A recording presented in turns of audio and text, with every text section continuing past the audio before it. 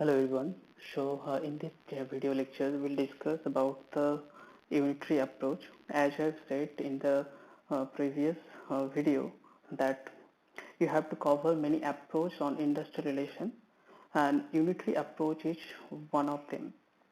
Now, in unitary approach, okay. So before starting, here I want to show one thing, that in industrial relations there are many approaches. Okay, so many approaches is there, and under each approach there are various theory. Okay, there are various theory under each approach. So first we will cover the approach, and then we will cover the theory on this approach. Okay, like unitary approach, there is many theory on the unitary approach. Okay, so in this video at last we will see what are the theory are there on the unitary approach. So now let's discuss the unitary approach. So as the name says, unitary means what? The single thing. So single thing means what? Here in unitary approach, management has the ultimate authority, or management has a single authority. There is only single authority, that is the management. So that's why this approach is called the unitary approach. Understood?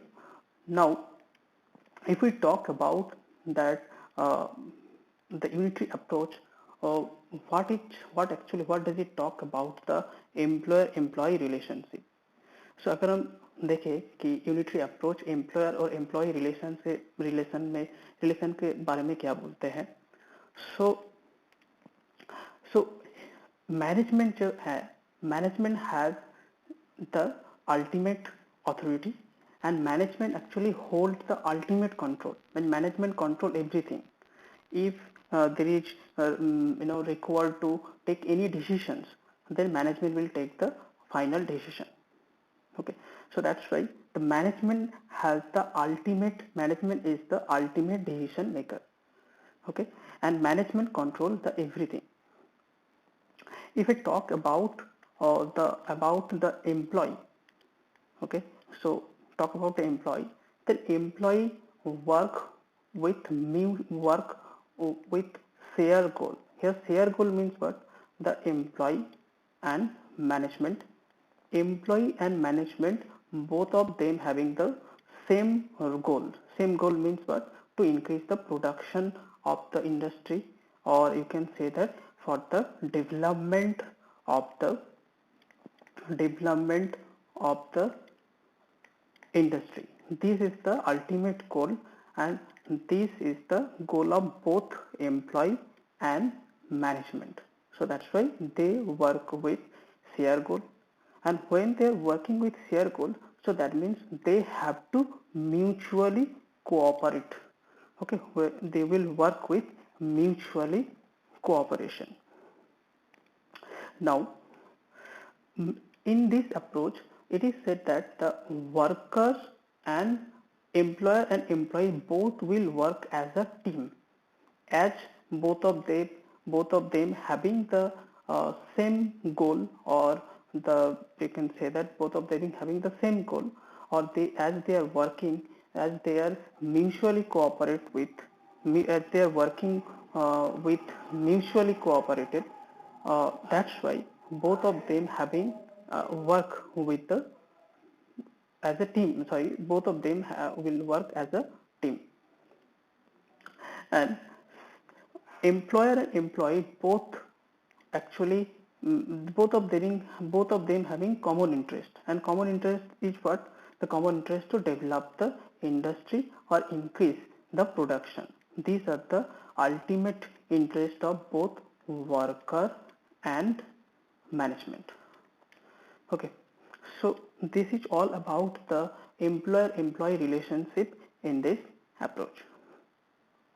Now, if I say that how does management take the decision? So management take the decision through two, or we can say that way. One is the management can directly negotiate it with the worker, okay, or the bargaining.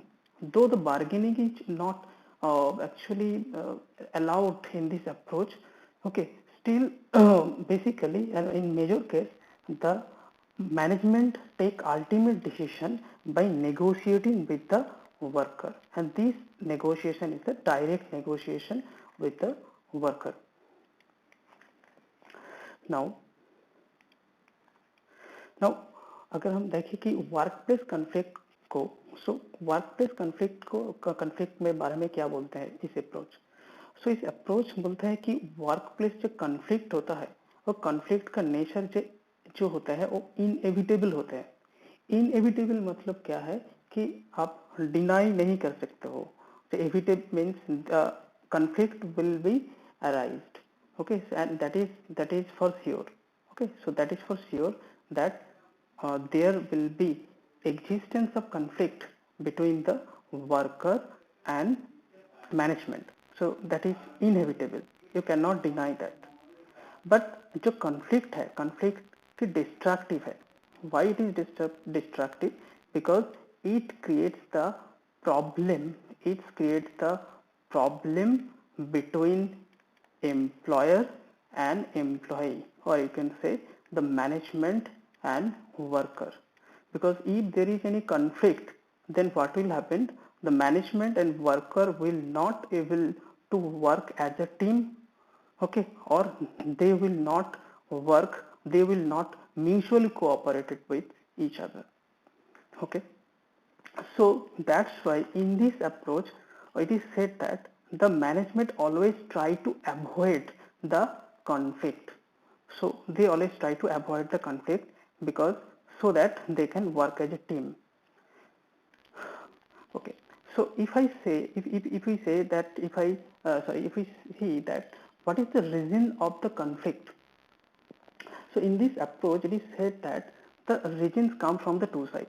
One from the management side, if the managerial condition is poor, okay, so then the conflict may arise, or if the worker are not adapted with the working culture or organization cultures, so in that case also conflict may arise. So conflict can be arise from the two sides, one from the management side, poor management, and another from the worker side, means if the workers are unable to adapt with the working cultures or organization cultures, then the conflict can arise. So how does the conflict can be resolved, or sorry, how the conflict can be resolved? So अगर हम resolve को देखते हैं तो इस approach में क्या बोला, तो इस approach in this approach the strike is not allowed, okay, because management management is not favor of strike. Because what? Because why? Because strike is destructive. Actually it destroys the relation between the employer and employee. So that's why strike is not allowed. Through the strike the conflict cannot be resolved. So rather they go for the direct negotiation with the employee. Okay, so management actually directly negotiate with the employee and they resolve the conflict. Okay, now what does it talk about trade union? So if we see that in unitary approach it is said that trade union is that illegitimate source of authority. Means trade union, you can say in layman language, that it is the illegal. It is not allowed or welcome in the industry. Why? Because it creates conflict rather resolve. What happens? It is said that the trade union actually creates more conflict rather resolves the disputes. Okay, because trade union always work for the employees. Okay, on the favor of employee. Trade union always work in the favor of employee, and it actually destroy the relation between the employer and employee.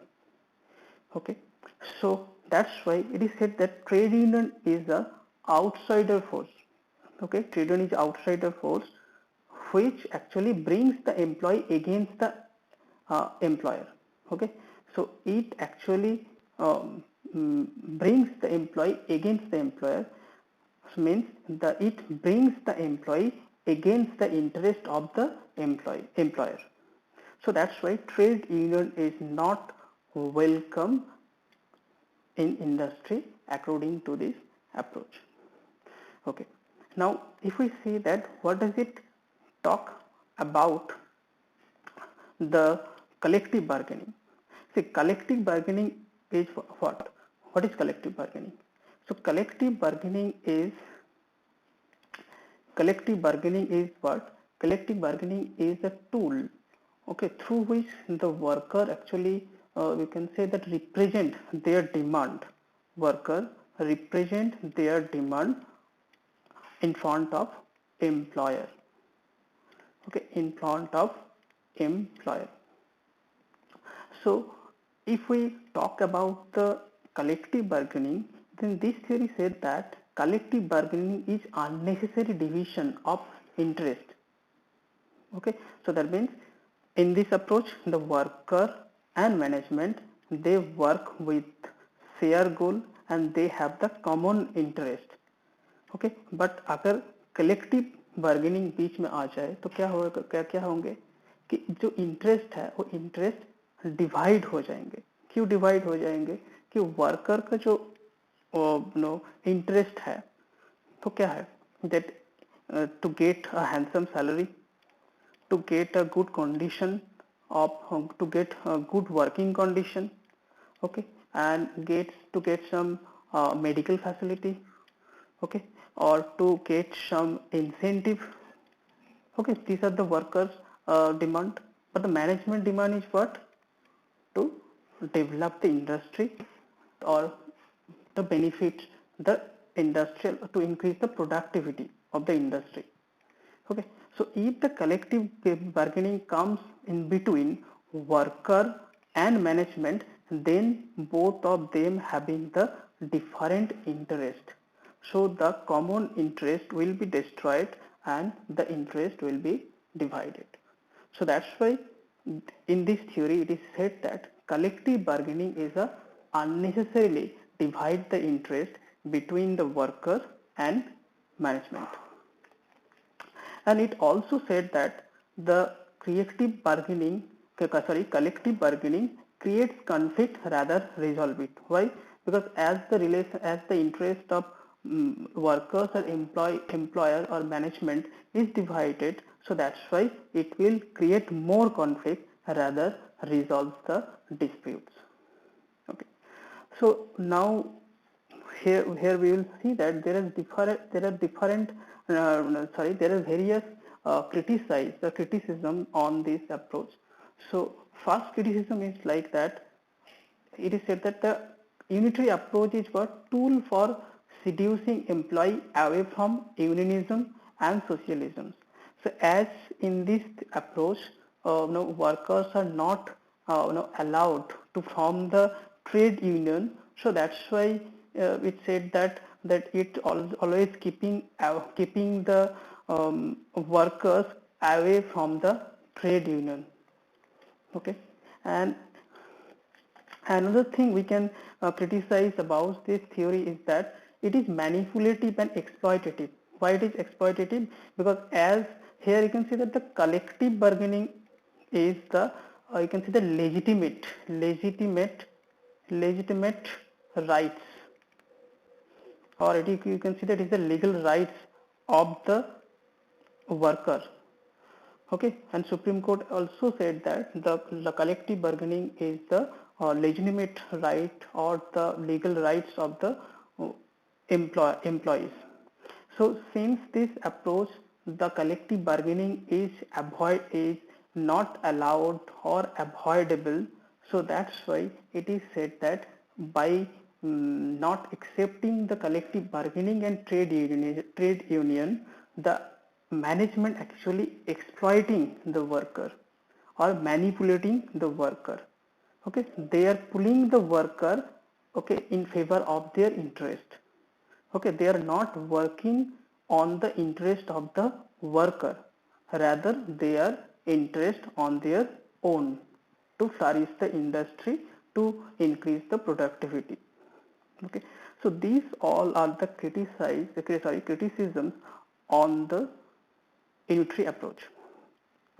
Now we will read about the various theory under this approach. So the first theory on in unitary approach is that the human relation theory. So human relation theory actually proposed by the three thinkers. These are the Mayo and the Maslow and the Hertzberg. So if we see the main focus of the human relation theory, then this theory actually talked about the worker social and psychological needs to maximize output. Means management always want to maximize the output by fulfilling the workers social and the psychological needs. Okay, so these are the main focus of the human relation theory. Actually human relation theory is discussed about that only. So since the management actually try to fulfill the worker social and psychological needs to maximize the industrial productivity or output, so that's why what management actually do, they identify, actually managers or managements identify the employers social and the psychological needs. That what are the social and the psychological needs of the employees, so that actually identified by the managers, and they fulfill this these needs, and they also include the employees in the work allocation on the decision making of a process. Like any decision making process means what, like what are the menu, what will be the today's menus in the canteens, okay, or any the decision making process which are not so administrative in nature or not so managerial in nature, so that can be in that the worker, they actually involve the worker. Okay, so what happened if the actually management do this? So if the management satisfy the worker social needs or psychological needs, and if the management include the employee in decision making process, then what will happen? As a result, the employee, the employee will be motivated and their productivity will be increased. So if their productivity is increased, so that means what will happen, then that will be benefit for the industry. Okay, industrial productivity will also increase. So this way they actually maximize the output of the industry by fulfilling or satisfying the employees social and psychological needs.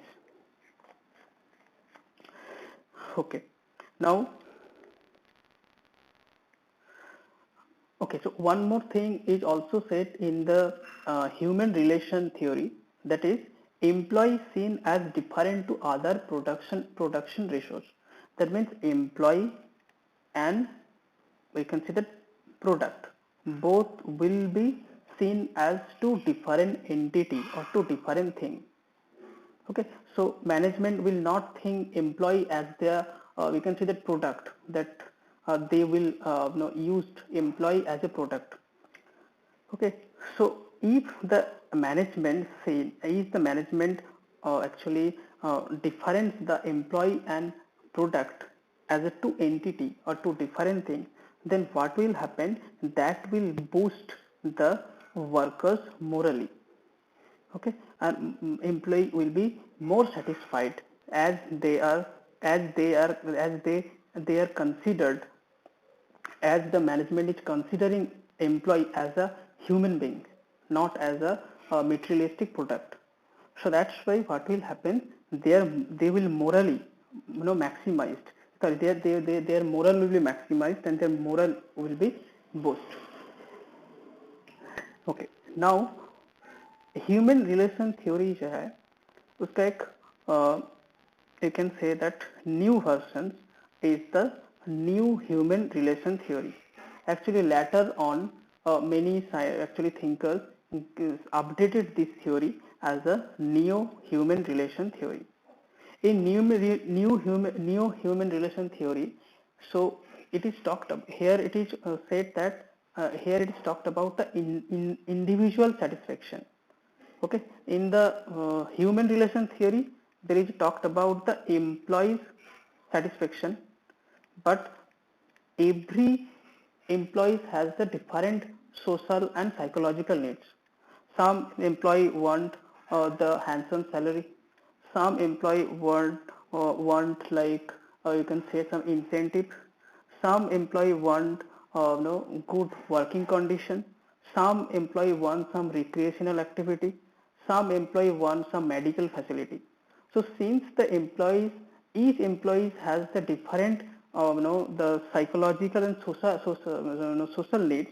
So that's why new human relation theory actually focused on the individual satisfaction rather than group satisfaction or total whole employee satisfaction. Okay. It also talked about the hierarchy of needs. Hierarchy of needs means what? That it actually talked about the talked about the needs. That means the management will design the needs in hierarchical form. Means what? See, the primary necessity of the worker is what? That is the roti kapda makan. So if this is the elementary, we can say that necessity. If this thing is fulfilled, then their needs will be you can see that good working condition, the good working environment.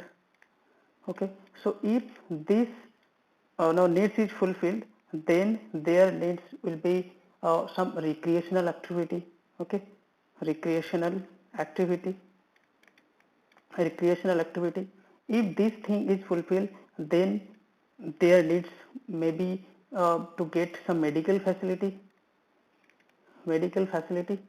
or if, or you can say that if some social security, means if any employee is injured, or then the management or the employer should provide some we can say that financial aid. Okay, so this way the you can see that needs should be designed in hierarchically. So management should design the needs in hierarchical form. Okay, so that they can actually able to fulfill the different needs of the employee to get the maximum output. Okay, so this all about the new human relation theory. Now if we talk about the next theory on the industrial relation, so that is the scientific management theory. Scientific management theory actually proposed by the Taylor. Okay, and in this theory the main focus is that use and control of labor. That means how management can best use of labor. Okay, and they can control the labor. So how can how management can best use of labor? It is said that maximizing output by the technical efficiency of working method. So in this theory, that means it is said that if the management want to maximize their output, then they should technically change the working method. Okay, if the more technology is used in the working methods, then the efficiency of the efficiency of the work will be increased, and if the efficiency of the work is increased, then the output will automatically maximized. Okay, now how management can actually involve the technology in the working method? By providing base training to the workers. If the management provide the base training to the workers, then their efficiency of the work will be increased. Or incentive payment, that will be motivated to the worker to do some extra work. Okay, and allocate work tasks as per the skill. That means the work should be allocated based on the skill. Okay, like suppose if any person is like 10th pass. So some group D work will be provided to him, and if any worker is like 12th pass or higher secondary pass, then some we can say that clerical work will be assigned to him. Okay, or if any person is graduated, so then some administrative work, or you can say that the managerial work may be assigned to him. So this way the work will be distributed based on the skill. Okay, so this way management can we can see that maximize the output by involving more technology in the working method. Now the next theory is what? The labor market theory. Labor market theory is proposed by the Friedman and Friedman. Okay, so the main focus of this theory is that actually it is talked about what? The settlement of the wage and employment and allocation of the work. That means how actually you can management can allocate the work, okay, and how the management can settle the wage for the workers. In this theory it is said that labor is competitive in nature.